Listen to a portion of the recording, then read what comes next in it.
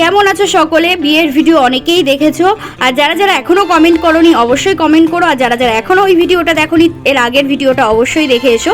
আর এই অংশটুকু আমি কেটে দিয়েছিলাম কারণ এই বিয়ে বাড়িটা একটু স্পেশাল, কারণ আমাদের কাছে বিয়ে বাড়ি মানেই আমিষ, মাছ, মাংস এগুলো হবেই হবে, কিন্তু এই বিয়ে বাড়িটা পুরোটাই ভেজ, কারণ এরা সবাই গোসাই, মায়াপুরের গোসাই, সেই জন্যে এরা রান্নাবান্নাও করেছে এদের পাত্রে এবং এদেরই সব রাঁধুনিরা রান্না করেছে এবং ক্যাটারিং হয়েছে সেটাও এদের পাত্র দিয়েই হয়েছে। তো প্রথমে দিয়ে দিয়েছে ভেজ কাটলেট আর তার সাথে সস, এই দিয়ে প্রথম শুরু হয়েছে। আর কি বলতো, সত্যি কথা বলতে আমরা সবাই, আমাদের পরিবারের সবাই এই ফার্স্ট টাইম কোনো বিয়ে বাড়ি খেলাম যেখানে পুরোটাই নিরামিষ, তাই আমরা ভীষণ এক্সাইটেড ছিলাম যে নিরামিষের কি কি রান্না হতে পারে যেগুলো বিয়ে বাড়িতে সবাইকে দেওয়া যায়। যাই হোক, খুব ভালো লেগেছে, বিশ্বাস করো, একদম আলাদা একটা অভিজ্ঞতা হয়েছে।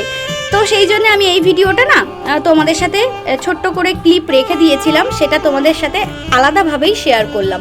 দেখো, এখানে প্রথমে ভেজ কাটলেট দেওয়ার পরে এখন দিয়ে দিয়েছে রাধাবল্লভী, তার সাথে রয়েছে কষা কষা আলুর দম। আর প্রত্যেকটা রান্নার থেকে তোমাদের কি বলবো, কৃষ্ণ ঠাকুরের ভোগের যে একটা গন্ধ বেরোয় না, সেরকম ভোগের গন্ধ বেরোচ্ছিল। আর এত অপূর্ব হয়েছিল, কোনটা ছেড়ে কোনটার কথা বলবো বলো তো।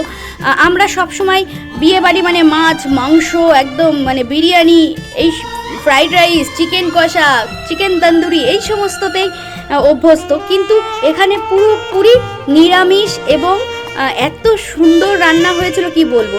তো রাধাবল্লভী আর আলুর দম খাওয়ার পরে এখন চলে এসেছে বাসমতি চালের ভাত, আর তার সাথে হচ্ছে ভেজ ডাল, আর গরম গরম ফুলকো বেগুনি। এত অপূর্ব হয়েছিল কি বলবো।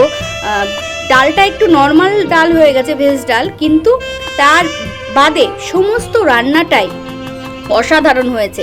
এই যে বেগুনিগুলো কি দারুণ ফুলে ফুলে উঠেছে, আর আমার বাবান ভাবিন ওরা তো কিছু খেতেই পাচ্ছে না, কারণ হচ্ছে তার আগে খেয়েছে ফুচকা, বিয়ের ভিডিওটাই দেখেছো।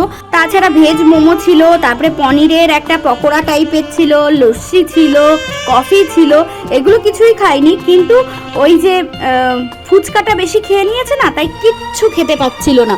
আর এইদিকে যে পাশে দাঁড়িয়েছিল ওটা তো আমার জেঠি শাশুড়ি, আগের ভিডিওটাই তোমাদের পরিচয় করিয়ে দিয়েছি। তো এবার এসেছে ডাল, আর ভেজ ডাল আর হচ্ছে বেগুনি খাওয়ার পরে এবার দিয়েছে পটলের মালাইকারি। বিশ্বাস করো, শুধু চিংড়িটাই অভাব ছিল, কিন্তু চিংড়ির বদলে পটলটাকে আনা হয়েছে, কিন্তু টেস্ট একদম পুরো মালাইকারির মতো, নারকেল দিয়ে একদম মালাইকারির যেমন টেস্ট হয় না, একদম সেম টেস্ট হয়েছে, শুধু চিংড়ির বদলে সেখানে পটল রয়েছে। তারপরে এই যে এটা কি বলতো, ওই যে ময়দা দিয়ে, তোমাদের মনে আছে কয়েকটা ভিডিও আগে, তোমরা যারা যারা দেখোনি আমি ডেসক্রিপশানে দিয়ে দিয়েছি আমার ওই ভিডিওটা আমি করেছিলাম, যেখানে এই যে ময়দা দিয়ে চটকে ধুয়ে একদম সেই রাবারের মতো হয়ে গেছিলো, অনেকটা খেতে কি বলতো খাসির চর্বি বা মাশরুম, অনেকে বলে মাশরুমের মতো লাগে, তো ওরকম লাগে, ওটা দিয়ে একটা গ্রেভি তৈরি করেছিল। এটাও অসাধারণ। যারা যারা আমার ওই ভিডিওটা দেখোনি তাদেরকে আমি আমার এই ভিডিও ডেসক্রিপশানে দিয়ে দিয়েছি, দেখে নিতে পারো। তো সেটা করেছিল, এটাও অসাধারণ হয়েছিল।